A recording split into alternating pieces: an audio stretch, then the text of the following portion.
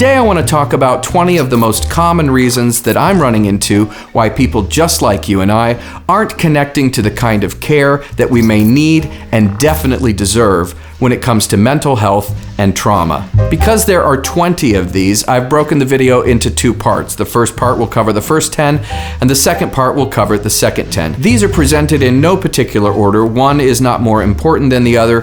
One should not be emphasized more than another. This is just the order that I'm presenting them in. So let's take a look at the 20 most common reasons I'm running into for why people like you and me aren't giving ourselves the level of care that we may need and definitely deserve. Reason number one, I don't have a problem. A lot of times I would follow this up by saying not only I don't have a problem, but it's everyone else who needs to figure out how to adapt to my new reality. I shouldn't have to be the one that adapts to them. Alrighty then. I definitely knew that things were wrong with me, that I was struggling, but I had a real reason why I was struggling. And so in some sense, when I said I don't have a problem, what I meant was anybody would be feeling the way that I'm feeling right now. I'm just dealing with this very specific thing that happened. Now, to be fair, sometimes when people say I don't have a problem, they may not actually have a problem. Tell me about it, man.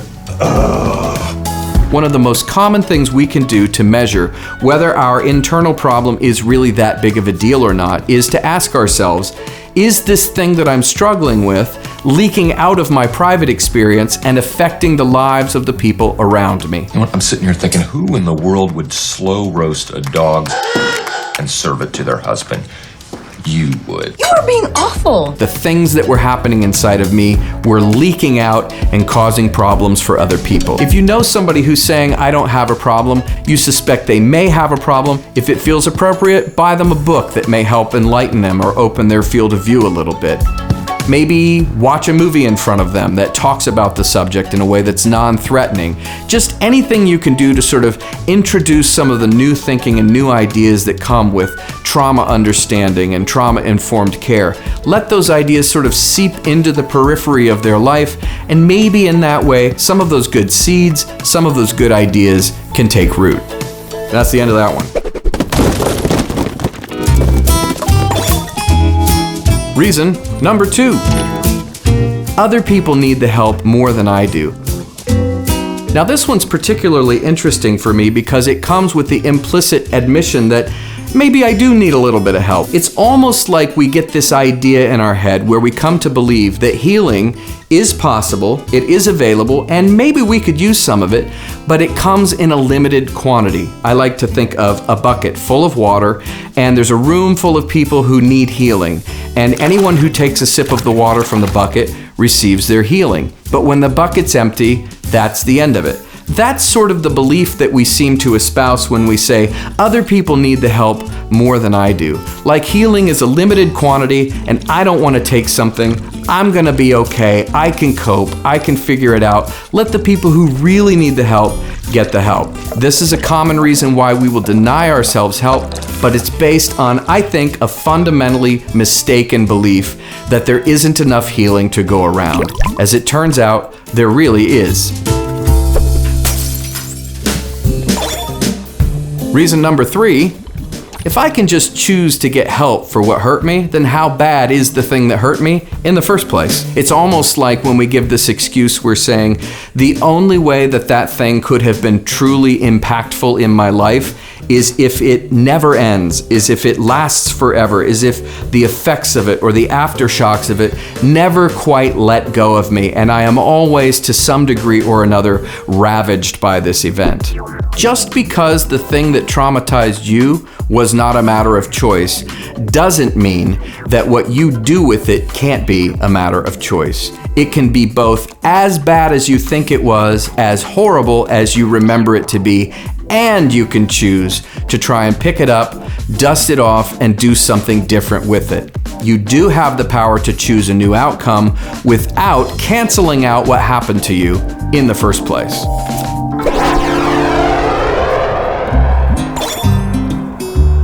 Reason number 4. If something is just fixable, then why did it wreck me so bad? Being able to recover can sometimes invite shame in, as if something that can be overcome should never have hit me that hard in the first place. If literally you think I can somehow just choose to be better or choose to face this and choose to fix it, and then maybe you're saying I can actually fix it, then what kind of a weakling, what kind of a sad sap am I that it actually did wreck me the way that it did? Remember, I did get hurt. I did get thrown off course. And because it was so real and so important, I'm a little scared to even think about moving on or building forward from that. The idea of post-traumatic growth scares me a little bit, and so I'm not comfortable with it. It's a common thing to think. I hear it all the time, so keep a lookout for it. Reason number 5. I don't have the money or the insurance to get the help that I need. This is real. This is common. There might be points when so many people need the help and we just run out of resources. We just can't afford to have everybody getting all the help they need all the time. Sometimes people can't even make one appointment with a professional for help. Yes, it's all true. I just don't know what's wrong with me. Having said that, So what's for dinner? it's a huge mistake to think that the only way to get the help that you need is through the use of professional services. As it turns out, there are all kinds of ways that don't require money or insurance. And some of those are even professional services. Consider for a moment books that are written by some of the top minds. These are the people that your therapist would be learning from. You can read their books too. With a mountain of powerful and empowering books, audiobooks, YouTube videos, online courses and seminars, gatherings, community groups, places of worship, libraries, and learning centers, there is more recovery potential lying in plain sight today than there has ever been before in the history of humanity. It may require a little risk on your part to reach out and find the resources that you need, but just be aware, if you've said this a lot and you're kind of stuck here, there are lots more things available to you than only professional services. Reason number 6. No one else has experienced exactly what I've experienced, and therefore no one can understand me and no one can help me. This was a big one that I said a lot. Because I had a very unique experience, I hid behind those particulars. I used those particulars as a way of saying, look, if you could find me a therapist who has had all these exact experiences like me, I'd be more than happy to talk to him. Alas, they probably don't exist.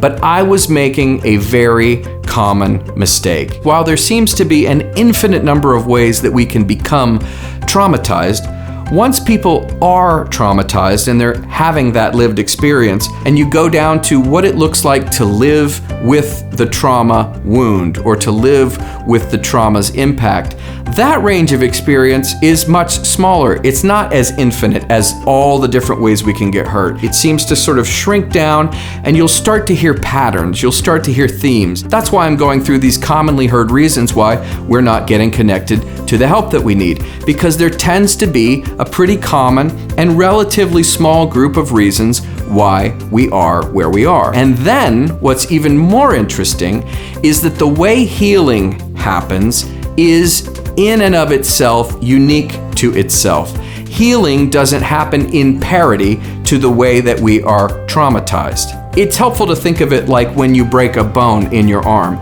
There could be thousands or hundreds of thousands or a million different ways to break the bone in your arm. But when it comes time to setting and putting a cast on and getting that bone to heal, the process is pretty straightforward, pretty direct. It's not all over the place. You're going to, generally speaking, work on a broken bone in more or less a smaller number of predictable ways. Think about that in terms of your trauma. Yes, you may have had a really unique experience, and you may not find a professional who has a lived experience of their own that matches with yours. But healing isn't about matching stories. Healing isn't about comparing notes. How did you get hurt? How did I get hurt? If they're the same, we can help each other. The beautiful thing about healing is that healing is available to all of us. Recovery is available to all of us, and it has its own dedicated path, its own dedicated process. If you got hurt in a really unusual way, you can get healed in a relatively predictable way. Reason number 7. We may become addicted or attached to our trauma for the things that it gives us. For example, we may be feeling more compassion than we've ever felt before, and that may feel really good. Maybe for your whole life you never felt seen, but now that you've been traumatized, you feel seen. There are lots of reasons why once you become wounded, even though that really sucks and can drag you down, it can also provide you with a level of visibility and what feels like love and affection that is so intoxicating that you may not want to give up what happened to you because you're afraid you're going to lose this new community that you found. I have to say, there is community to be found on the other side of healing and recovery as well. So much so, and in my experience, so much better in terms of the quality of community, that it really is worth letting go of these little things that your trauma may be giving you that feel like something good in the midst of something bad. It's probably worth thinking about getting rid of that attachment because there's so much more for you in healing that trauma than there is in hanging on to it. Oh, I hit myself in the nose on that one. Paper cut.